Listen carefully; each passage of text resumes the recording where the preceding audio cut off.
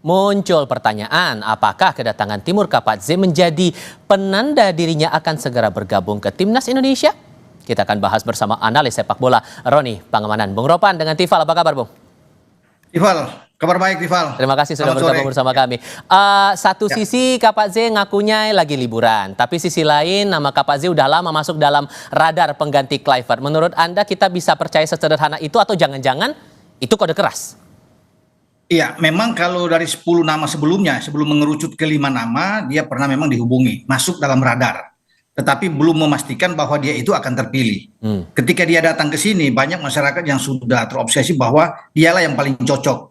Saya pikir wajar-wajar saja, banyak yang menginginkan Kapadze karena usianya memang masih di bawah 50. 44 tahun itu fresh, bagus untuk kita. Kemudian latar belakang dia, track record, oke. Tetapi kan harus dilihat bahwa dia tidak diundang oleh PSSI untuk datang ke sini. Itu hanya inisiatif untuk berlibur, ya lebih mengenal dengan culture. Untuk kalau dia terpilih nantinya, salah satu diantaranya dia sudah mengetahui dengan budaya di Indonesia bagaimana, makanya dia bisa datang karena dia agenda ke Bali.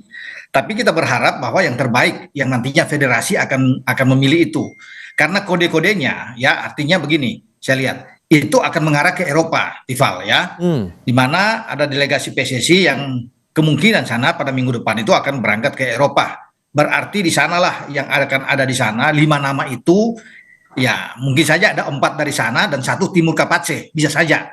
Makanya mereka akan berangkat ke sana, itu Pak Sumarji, Ketua BTN, untuk bisa menginterview siapa-siapa pelatih yang akan masuk, yang akan diputuskan. Tapi saya berharap bahwa ini adalah langkah yang tepat, ya, memang tidak terburu-buru, tapi harus figur yang memang oke, benar. Ya, jangan sampai salah lagi. Nah, Kapadze adalah salah satu di antara 5 nama itu yang menurut saya yang layak untuk masuk. Tapi semua kan tergantung dari PSSI untuk bisa menentukan apakah dia masuk dari semua hal ya akan ini. Bukan cuma lihat soal data dia, CV dia bagus, tetapi juga cocok dalam hal kontrak dia. Masuk nggak? Gaji dia berapa? Dan itu kan yang menjadi masalah juga. Ya, jangan sampai terlalu tinggi sehingga ini semua akan dipertimbangkan, dipikirkan dengan matang oleh PSSI nantinya untuk bisa menggodok 5 nama ini. Begitu, Tifal. Walaupun kemudian sudah dikontak, tapi kan jatuhnya baru pertanyaan umum saja yang disampaikan PSSI ke Kapadze ini. Kalau Anda membacanya berapa persentase PSSI ini tertarik dengan Kapadze? Ya, kalau bilang tertarik kan artinya dia pelatih yang saya pikir oke ya. Oke dalam arti ya ikut membawa meloloskan juga Uzbekistan ke Piala Dunia. Sudah pernah melatih di Timnas U19. Nah, itu penting.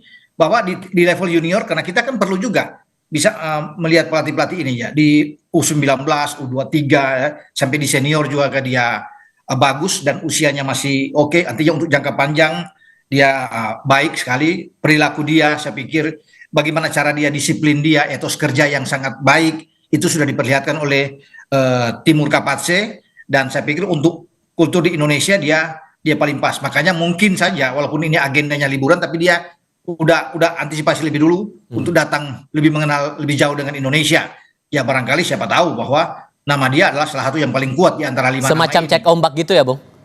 Betul, cek ombak dulu di sini. Tapi saya melihat ya, nggak tahu ya, saya melihat bahwa dia sangat cocok lah kalau bisa melihat dengan cara dia ngomong, cara pembawaan dia. Ini pelatih yang oke, yang bagus. Tapi kembali, Tifal, itu tergantung dari PSSI. Karena yang tadi saya bilang di awal kan, PSSI akan berangkat ke Eropa untuk mencari menginterview beberapa pelatih, begitu. Oke, tapi di sisi lain kita juga cermati pernyataan Pak Sumarji, bilangnya calon pelatih kita itu masih terikat klub atau timnas. Artinya kan Kapadze nggak masuk hitungan karena masih nganggur nih sekarang posisinya. Gimana tuh? Iya, tapi tidak terang benderang dikatakan apakah semua pelatih itu yang 55 nantinya, yang menurut itu semua sudah terikat di klub. Kalau 55 disebutkan berarti Kapadze tidak masuk di dalam itu, karena Kapadze sedang nganggur dalam tanda kutip ya setelah mundur sebagai asisten pelatih dari Fabio Cannavaro. Tetapi kan cuma dibilang bahwa ada beberapa yang masih menangani klub, masih menangani di timnas. Jadi kalau saya tangkap bayangannya itu bahwa ada mungkin 3-4 pelatih yang masih ada di sana. Misalnya ini contoh ya, masih Heimir Algunsson yang pelatih Islandia yang ada di melatih Irlandia. Ya, kemudian Giovanni van Bronckhorst sekarang masih menjadi asisten pelatih di Liverpool. Ya, bersama dengan Arne Slot sebagai pelatih. Ya, ada beberapa di sana yang bisa melihat. Kalau bicara di Eropa ya, ya kalau ada mungkin dari Belanda ada 1-2 nama yang akan masuk. Bisa saja Philip Cocu, bisa saja Van Bommel, itu bisa saja. nama lain seperti Paulo Bento atau Jesus Casas. Ini kalau bicara dari Eropa. Namun kita akan tunggu ya, karena Pak Marji mengatakan kan tidak si A si B yang masih menangani klub, mungkin hanya 2-3 orang. Tapi selebihnya itu kan bisa saja mengarah ke Jesus Casas dan juga ke Timur Kapatse. Gitu. Tapi keyakinan Anda kalau kemudian PSSI bilang sudah ngantongin 5 nama nih, Anda yakin bahwa 5 nama ini betul-betul dikantongin atau malah sebetulnya nggak sebanyak itu juga sih? Saya pikir kalau sudah dipastikan kan dari 10 turun ke 5 dan itu sudah dibicarakan dipastikan oleh Sekjen juga.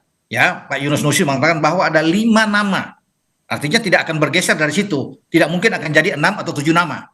Jadi tetap 5 nama ini dan nantinya mereka akan menginterview 5 orang ini, ya. Makanya ada tim yang akan nantinya menginterview itu, termasuk juga Dirtek, Direktur Teknik PSSI Alexander Zwiers yang nantinya akan ikut menginterview ya sosok-sosok figur yang ada di Eropa. Ya, semoga bisa mendapatkan yang terbaik dan mereka juga bisa menginterview Kapatse karena saya rasa feeling saya Kapatse ada di antara 5 itu. Di antara 5 pelatih itu Kapatse ada. Cuma selebihnya itu dari Eropa. Rival, ini kode ya, bahwa selebihnya selain Kapatse itu yang dari Asia ini Uzbek, selebihnya itu dari Eropa. 4 ini dari Eropa. Cuma kita tidak tahu siapa itu, begitu. Siapanya masih jadi tanda tanya. Cuman kalau menurut Anda membaca proses yang ada sekarang ini, kapan kira-kira paling cepat timnas kita punya nahkoda baru ini? Minggu depan itu rencananya akan diumumkan tuh. Realistis menurut Anda minggu depan itu? Ya, saya pikir kita akan coba berpegang dengan apa yang sudah dikatakan kan oleh PSSI bahwa mereka akan coba untuk minggu depan.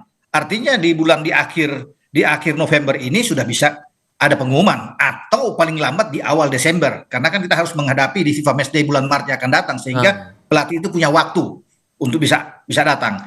Tapi dengan Kapatse datang saat ini bisa saja itu menjadi kode keras juga salah satu. Cuma kan belum pasti karena PSSI yang bukan undang dia. Cuma salah satu memang dia akan masuk di dalam radar itu. Makanya akan diselesaikan dulu interview di Eropa. Kemudian tim akan balik dan pasti belakangan baru interview dengan Kapatse. Kalau Anda pribadi secara personal milihnya Kapatse itu atau saya kaitkan lagi saat Anda bilang ke saya bulan Oktober lalu nama Paulo Bento itu juga masuk nggak kira-kira menurut Anda pilihan? Saya pikir akan bisa juga Paulo Bento karena kan dia dari Portugal, dari Eropa. Jadi bisa saja akan ada pertemuan di sana. Lebih gampang kan kalau pertemuan dengan misalnya dengan Jesus Casas, dengan Paulo Bento, dengan Giovanni Van Bronckhorst ya, termasuk mungkin Philip Cocu atau dengan Van de Boer, bisa aja semua dari sana kan. Sehingga itu digunakan kesempatan untuk bisa mereka bertemu dan ada beberapa yang tidak boleh mengganggu mereka yang berada di klub yang sementara mereka tangani saat ini ya. Jadi itu yang akan diatur waktu sebaik mungkin untuk bisa mendapatkan orang yang pas, yang cocok. Karena itu saya lihat akan dilihat dari semua aspek ya, bukan hanya satu aspek, tadi beberapa aspek termasuk yang paling penting, krusial adalah nilai kontrak dari pelatih itu. Ya, kalau sampai STY atau dengan PK Patrick Kluivert itu tidak lebih dari 1,4 misalnya, ya tentunya mereka akan cari di range tersebut, paling mahal mungkin di 2 M maksudnya. Tapi kalau sudah lewat dari situ kan pasti akan berpikir juga PSSI. Gitu.